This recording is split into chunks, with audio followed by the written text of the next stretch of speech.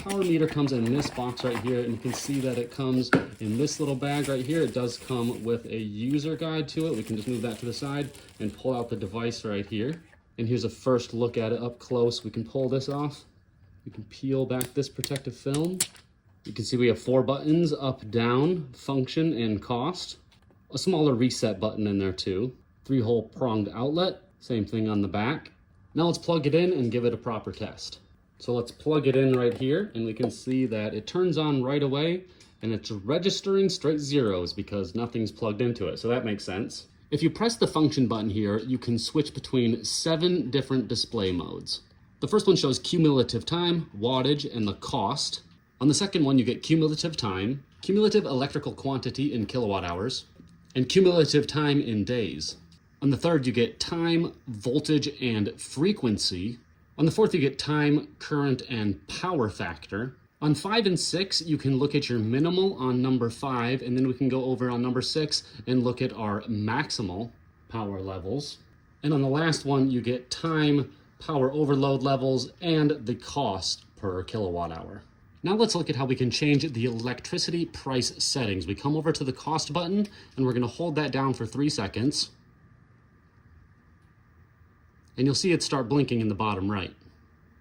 Now we can use the function button to change the location. See how that switches between the numbers there, number 1, number 2, number 3, and number 4. And then we can use the up and down buttons here to change those numbers. Up, and then if I want to change to the next number, I can change again, see? When my numbers are set, I hit the cost button to save those settings. If I want to change it again, I can do the same thing by holding down for 3 seconds. Once they start flashing, I can change the numbers with the function button and then go up and down based on my settings. Cost button again to save. As you can see, the default overload is currently set to 3680 watts. We want to change that to 1800. Press and hold the function button for 3 seconds to enter the mode to switch it. Press function to switch between the numbers. And again, let's change these. Let's change it to 1800. Function to switch over. Up to that. Let's change this to a 0. Now we're at 1800. Press the cost button to save the settings. Our maximum overload is now 1800 watts. If you ever see the overload button flashing, that means you're over your load and you should turn off your appliances for safety. If you've been using this for a while and you run up your wattage and your cost and you want to clear that out, it's quite simple to reset this back to 0. You simply hold function and up at the same time, and that will reset all your numbers down to zeros as you want. Of course, mine didn't change because they were already at 0. Now let's quickly discuss the backlight. When you first are using this, the backlight settings are default, and they're set to a 10-minute timer. Let's hold up and down to enter the settings for the backlight. We are now in the backlight settings. BL0 means we have a 10-minute timer. If we set it to BL1, we now have a 1-hour timer. BL2 sets a 4-hour timer. BL3 makes it an 8-hour timer.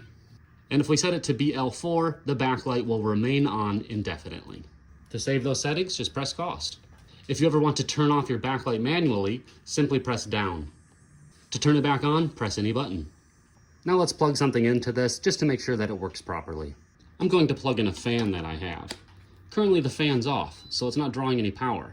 Now it's drawing a little bit because it turned on. But you can see it's just drawing a micro amount of electricity because it's only plugged in and not actually turned on all the way. Let's turn it on.